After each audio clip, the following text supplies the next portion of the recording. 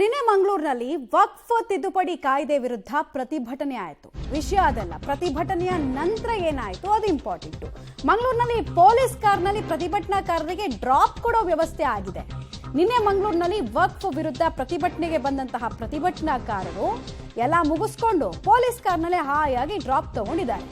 ACP Najma Farooqui ಕಾರ್ನಲ್ಲಿ drop ಅನ್ನ ಇವರು ಪಡೆದಿದ್ದಾರೆ. ಕಾರ್ಗೆ ಎಮರ್ಜೆನ್ಸಿ ಲೈಟ್ ಹಾಕಿ ಸೈರನ್ ಹಾಕ್ಕೊಂಡು ಪ್ರತಿಭಟನಾಕಾರರನ್ನ ಡ್ರಾಪ್ ಮಾಡೋ ವ್ಯವಸ್ಥೆ ಆಗಿದೆ. ನಮ್ಮ ಪ್ರಶ್ನೆ ಇಷ್ಟೇ, ಇದೇ ವ್ಯವಸ್ಥೆ ಎಲ್ಲ ಪ್ರತಿಭಟನಾಕಾರರಿಗೂ ಕೂಡ ಕೊಡ್ತಾರಾ? ಪೊಲೀಸ್ ವಾಹನ ಅಂತ ಅಂದರೆ ಅದು ಪಿಕಪ್ ಆ್ಯಂಡ್ ಡ್ರಾಪ್ ಸರ್ವಿಸ್ಗೆ, ಕ್ಯಾಬ್ ಸರ್ವಿಸ್ಗೆ ಇಟ್ಟಿರುವಂತಹ ವಾಹನ ಅನ್ನೋದು ಪ್ರಶ್ನೆ ಬರುತ್ತೆ. ನೋಡಿ, ಒಳ್ಳೆ VVIP ಮೂಮೆಂಟ್ ಆದಂಗೆ ಯಾರು ಈ ನೆಲದ ವಿರುದ್ಧ, ಕೆಲ ಕಾನೂನುಗಳ ವಿರುದ್ಧ ಹೋರಾಟ ಮಾಡೋದಕ್ಕೆ ಬಂದವರಿಗೆ VVIP ಪ್ರಿವಿಲೇಜಸ್ ಅನ್ನು ಕೊಟ್ಟಿರೋದು. ಸೈರನ್ ಯಾವಾಗ ಹಾಕ್ತಾರೆ ಸೈರನ್ನ? ಆಮೇಲೆ ಪೊಲೀಸ್ ವಾಹನವನ್ನ ಯಾರು ಬಳಸ್ತಾರೆ?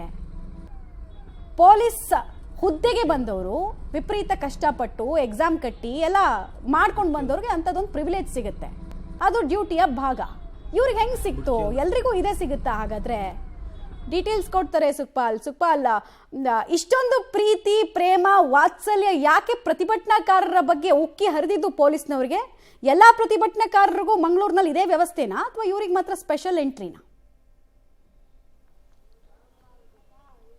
ಮಮತಾ, ಈ ರೀತಿಯ ನಾನಾ ಪ್ರಶ್ನೆಗಳ ಮೂಲಕ ಈಗ ಈ ಒಂದು ವಿಡಿಯೋ ವೈರಲ್ ಆಗ್ತಾ ಇರುವಂಥದ್ದು. ನಿನ್ನೆ ನಡೆದಿರುವಂಥ ವಕ್ಫ್ ವಿರುದ್ಧದ ಕಾಯ್ದೆ ವಿರುದ್ಧದ ಏನು ಪ್ರತಿಭಟನೆ ಇತ್ತು, ಆ ಸಂದರ್ಭದಲ್ಲಿ ಯಾವುದೇ ಕಾರಣಕ್ಕೂ ರಾಷ್ಟ್ರೀಯ ಹೆದ್ದಾರಿಯನ್ನು ಬಂದ್ ಮಾಡಬಾರ್ದು ಅನ್ನುವಂಥ ಒಂದು ಹೈಕೋರ್ಟ್ನ ಆದೇಶ ಇತ್ತು. ಅದರ ಜೊತೆಗೆ ಅದು ರಾಷ್ಟ್ರೀಯ ಹೆದ್ದಾರಿಗೆ, ಬೆಂಗಳೂರು ರಾಷ್ಟ್ರೀಯ ಹೆದ್ದಾರಿಗೆ ತಾಗಿಕೊಂಡೇ ಈ ಒಂದು ಪ್ರತಿಭಟನಾ ಸಭೆ ನಡೆದಿರುವಂಥ ಮೈದಾನ ಇತ್ತು. ಆ ಸಂದರ್ಭದಲ್ಲಿ ಅಲ್ಲಿ ಯಾವುದೇ ಕಾರಣಕ್ಕೂ ಬ್ಲಾಕ್ ಮಾಡಬಾರ್ದು ಅಂತ ಇತ್ತು. ಹಾಗಾಗಿ ಪೊಲೀಸರು ಎಲ್ಲ ವಾಹನವನ್ನು ಬಿಟ್ಟಿದ್ರು. ಆದರೆ ಪ್ರತಿಭಟನಾಕಾರರು ಉದ್ದೇಶಪೂರ್ವಕವಾಗಿ ರಸ್ತೆಗೆ ಬಂದು ಸಂಪೂರ್ಣವಾಗಿ ವಾಹನಗಳನ್ನು ಸ್ಥಗಿತ ಮಾಡುವಂಥ ಕೆಲಸಗಳನ್ನು ಮಾಡಿದ್ದಾರೆ. ಇದು ಬಹಳಷ್ಟು ಆಕ್ರೋಶಕ್ಕೂ ಕಾರಣ ಆಗಿತ್ತು. ಆ ಬಳಿಕ ಈ ಒಂದು ಘಟನೆಯನ್ನು ಗಮನಿಸುತ್ತಿದ್ರೆ ಮಮತಾ, ಅವರು ಯಾವುದೋ ಒಂದು ಕಾರಣಕ್ಕಾಗಿ ಪೊಲೀಸು ACP ಅವರ ಒಂದು ವಾಹನದಲ್ಲಿ ಈ ರೀತಿಯಾಗಿ ಜನರನ್ನು ಸಾಗಿಸುವಂಥ ಕೆಲಸ ಆಗಿದೆ. ಇದು ಪ್ರತಿಭಟನೆ ಮುಗ್ದ ನಂತರ ಸಂಪೂರ್ಣವಾಗಿ ಬ್ಲಾಕ್ ಆಗಿತ್ತು. ಆ ಸಂದರ್ಭದಲ್ಲಿ ACP ನಜ್ಮಾ ಫಾರೂಕಿ ಅವರ ವಾಹನದಲ್ಲಿ, ಅವರ ಕಾರಲ್ಲಿ ಕೆಲವೊಂದು ಜನರನ್ನು ಕರ್ಕೊಂಡು ಹೋಗುವಂಥ ದೃಶ್ಯ ಏನಿದೆ ಅದೀಗ ವೈರಲ್ ಆಗಿದೆ. ಈಗ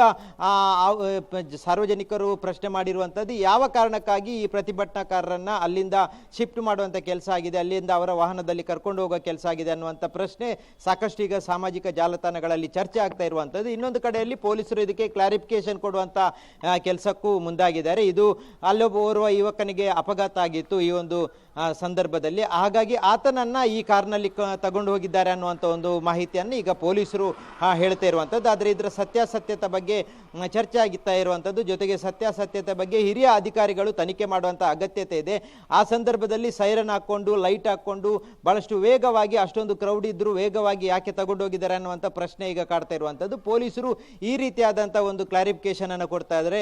ಅಪಘಾತಕ್ಕೆ ಒಳಗಾಗಿರುವಂಥ ವ್ಯಕ್ತಿಯನ್ನು ನಾವು ಕರ್ಕೊಂಡು ಹೋಗಿದೆ ಅನ್ನುವಂಥದ್ದು. ಈಗ ಹಿರಿಯ ಅಧಿಕಾರಿಗಳು ಇದನ್ನ ತನಿಖೆ ಮಾಡುವಂಥ ಕೆಲಸಕ್ಕೆ ಮುಂದಾಗಿದ್ದಾರೆ ಮಮತಾ.